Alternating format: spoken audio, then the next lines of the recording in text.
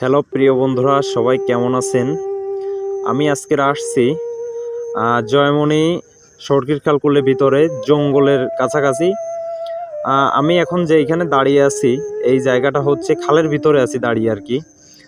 আমার ডাইন সাইডে দেখতে পাচ্ছেন, এটা হচ্ছে যে সুন্দরবন, এবং বা সাইডে হচ্ছে যে ঘনবসতি। এবং এইটা আমি ছোটবেলা থেকে শুনছি যে এটা একটা নদী ছিল, কিন্তু সময়ের সাথে সাথে এই নদীটা খালে পরিণত হয়েছে। এবং এইখানে খাল খননের কাজ চলতেছে, যার জন্য আজকে আমার এই জায়গায় আসার সুযোগ হয়েছে।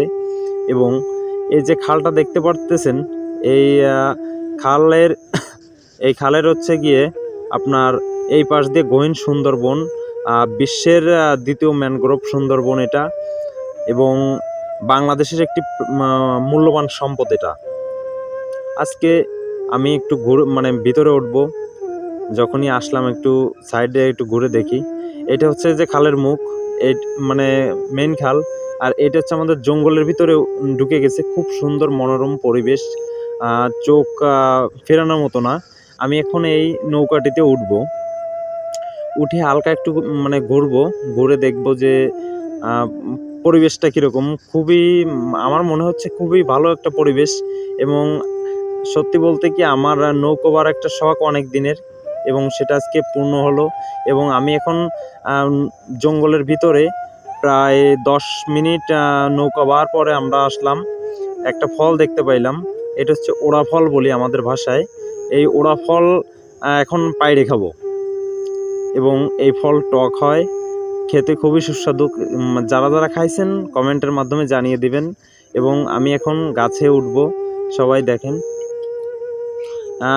বলেন তো এই ফলটা আপনাদের ভাষায় এটাকে কি বলে? আমি এখন আছি গহীন সুন্দরবনের ভিতরে, খুবই মনোরম পরিবেশ। উঠতেছি গাছে, দেখেন প্রচুর সাহসের, প্রচুর দক্ষতা নিয়ে গাছে কিন্তু উঠলাম। এবং ভয়ও করতেছে, কিন্তু খাইতেও ইচ্ছে করতেছে, তাই আর কি একটু ওড়া ফল খাইলাম। পারতেছি, খুবই কষ্ট করে করে পারতেছি।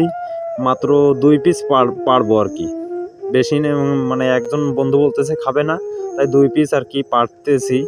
এবং গাছে বসে অলরেডি আমি খাচ্ছি একটা, খুবই সুন্দর লাগতেছে, তাই আর লোভ সামলাইতে পারলাম না, জিভে পানি চলে আসলো আর কি।